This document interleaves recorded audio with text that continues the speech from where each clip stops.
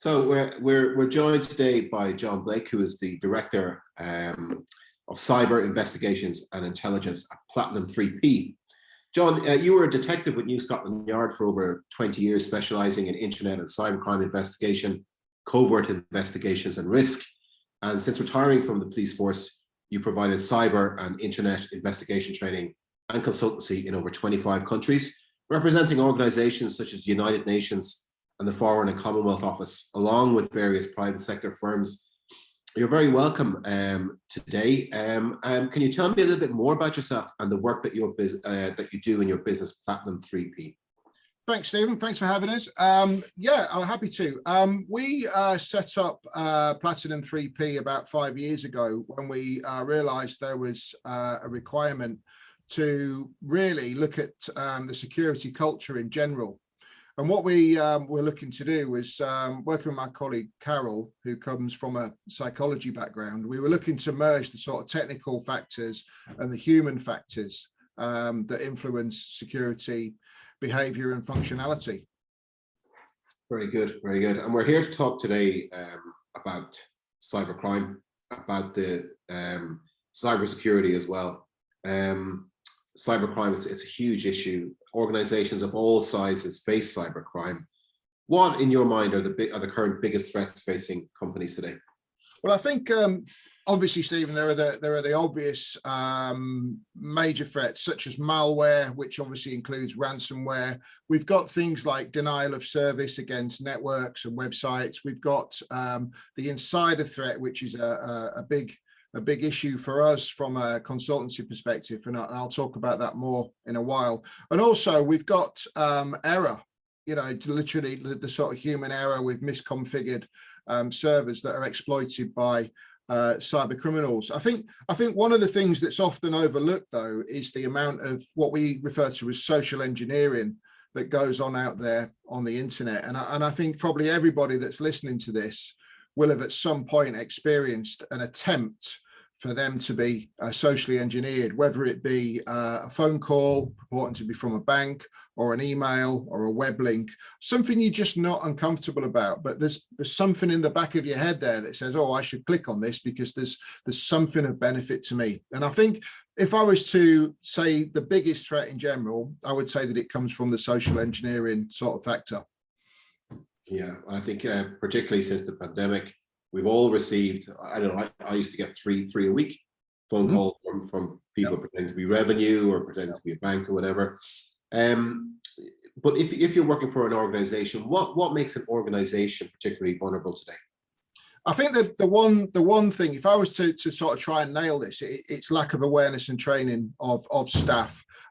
We all sort of expect our staff to have the best interests of the business at heart, but the problem is, of course, is that people are so busy, they're distracted, they want to get everything done by deadlines, and they will take risks. And one of the risks that they do take, of course, is a lack of attention to the sort of digital threat. So I think from a sort of consultancy perspective, one of the places we try and start is with culture and behavior, and we try and educate from the board down, you know, what acceptable risk is. And I think it's worth introducing something here, Stephen, that when we talk about cyber, there are lots of elements to that. There is the cybercrime, there is the cybersecurity, there is information security, digital forensics. All of those things sort of come together in almost like a Venn diagram, and there is a sort of one area where they all meet,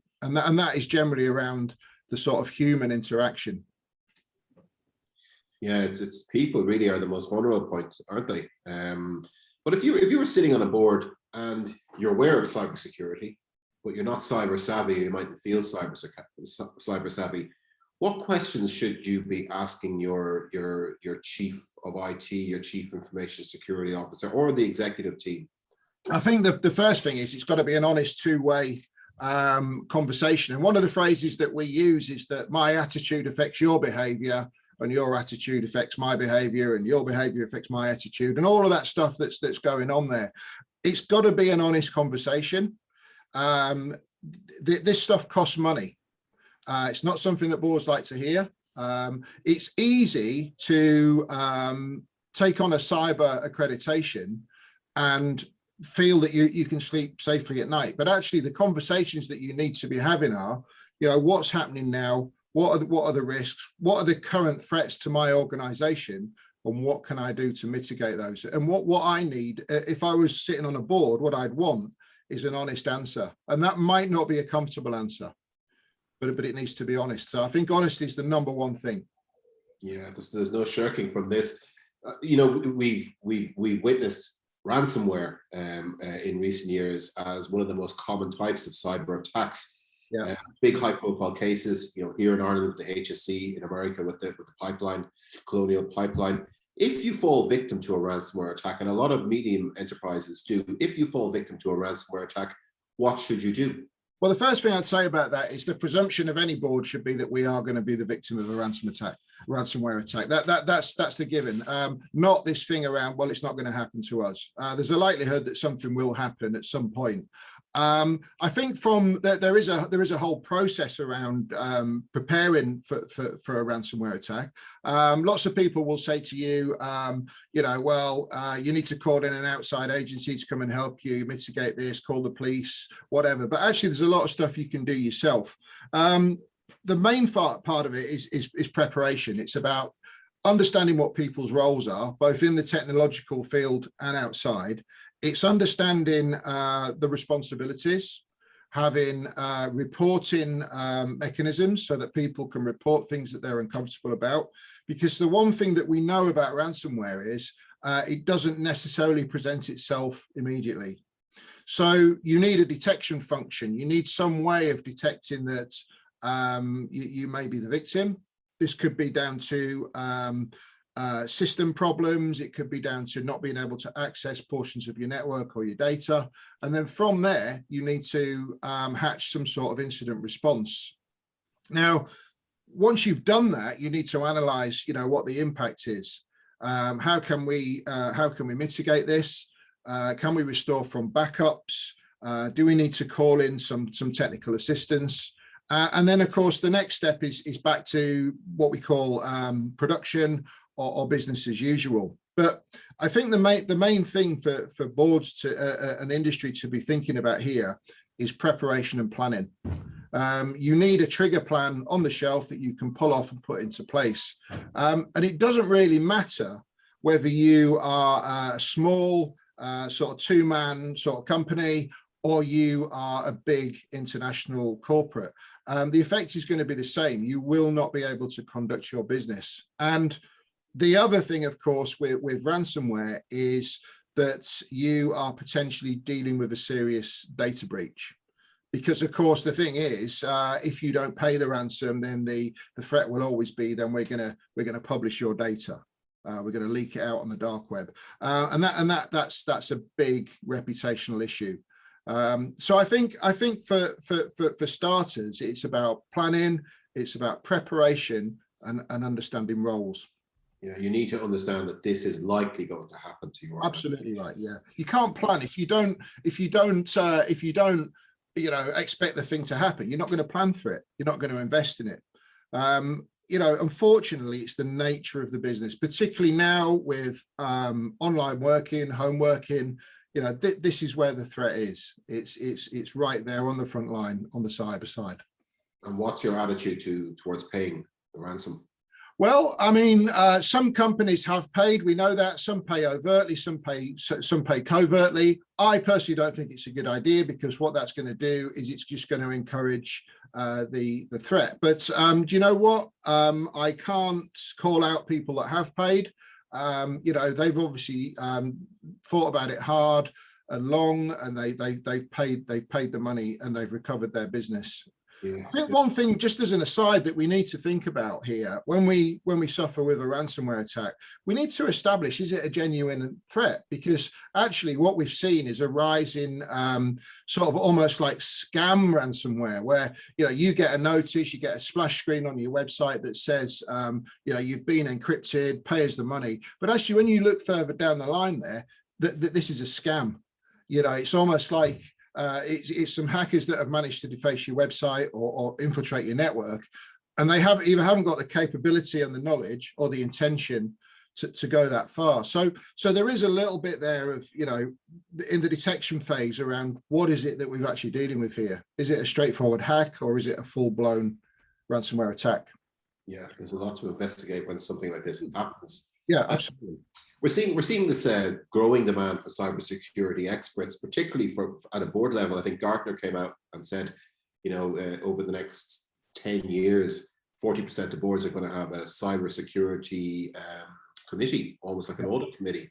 Yeah. And these will need to be led by cybersecurity experts. Problem is lack of cybersecurity experts globally. I think there's something like 3.5 million cyber jobs currently available worldwide. Is it difficult to train up in cybersecurity? You know, a lot of it is common sense, to be honest with you. I mean, one of the things that we're big on Platinum here is that we talk about you know, the cybersecurity feature and the function sitting as part of the security culture of the organization. And that's something that, as I say, Carol's been looking at in a lot of depth around the human factors there and the workforce and the training and the development. But I think one of the things about cybersecurity is it doesn't fit as a standalone issue. It's part of the bigger culture. Now, it might well be that it's probably one of your biggest investments around security. But you do, you know, to become a cybersecurity specialist is going to take you a few years. But you know, you can kick that off with other sort of security backgrounds, or even somebody who comes from an investigative background. But I think the key to it is to developing the workforce is to encourage the interest. That's the first thing. To invest. So that people, when they come into a company, they know that they're going to be looked after, they're going to have the tools to do the job. Because we've done a fair bit of work in the Middle East with some of the government agencies, and what we know is they are really operating on a shoestring. And it's a common factor that the cybersecurity guys and girls in those organizations, they feel undervalued. They feel like they're being asked to do an impossible task with very little investment. So I think, you know, to encourage people in, you need to be attractive, like any job, but it's also about taking the threat seriously and investing in the security. Yeah. You know, like any sector, and I call it sector loosely, it's an industry really. Cybercrime industry. It appears to be getting stronger, more sophisticated. Where do you see all this heading?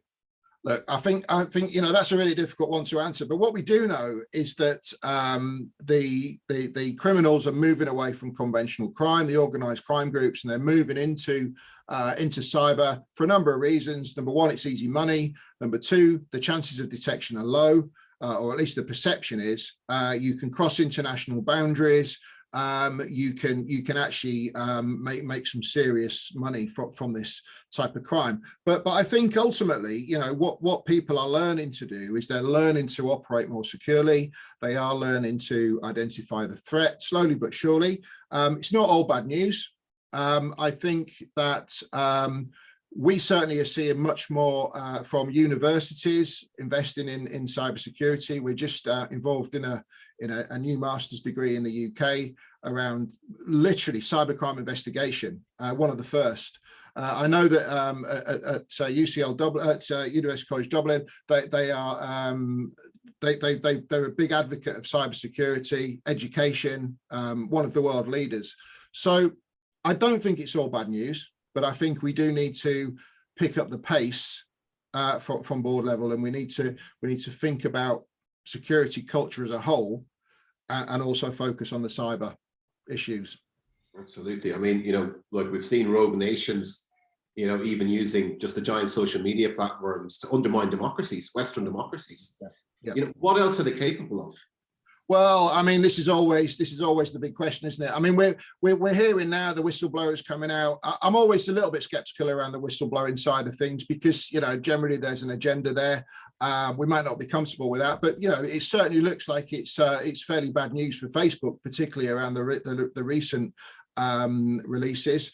I think that you know, there will need to be some control of the big social networks in due course. The problem is, of course, is that we are dealing with vast, very, very cash-rich companies with huge amounts of influence. Who knows what they're capable of? But what I will say is that, you know, when we conduct investigations, certainly from my law enforcement experience, the social networks were very, very helpful. You know, they get a lot of bad press around, you know, they're almost an autonomous collective. Well, you know, I've seen firsthand some of the stuff that these organizations will do to catch criminals, to rescue missing children, and to counter terrorism. So, you know, I think it's going to take a while for things to settle down, but you know, we need to keep an eye on it, most definitely. Yeah, and there's no harm that this kind of pressure is on them, because it keeps them alert to, you know, the dangers their platforms can allow happen. It's interesting to hear that perspective. It's not one you hear that often. You know, finally, are there any quick actions firms or boards could do today to make them successful? There are, and you know, it'd be easy for me to say, you know, bring in a consultant and we'll look after, you know, that's only one part of this. One of the things that organizations can do, big or small, it's about education, it's about testing your responses, it's about having trigger plans on the shelf for when something happens, and most importantly, it's about investment. You know, you've not got to spend, we're not talking about spending millions of pounds, dollars or euros here, but we are talking about investing some of your security budget, bang where it's required, and make sure that if something happens, you can respond to it. Because most times you are victim of a cyber attack, it's recoverable. If you get in there early enough, we can stop it, and we can almost reverse the impact. But inevitably, you know, we need to be prepared for that, and sometimes the consequences can be devastating. So the quicker we can react, the better. Jon Blake from Platinum 3P, thank you so much for talking to us today. Been a pleasure, Stephen. Thank you very much. Thank you again.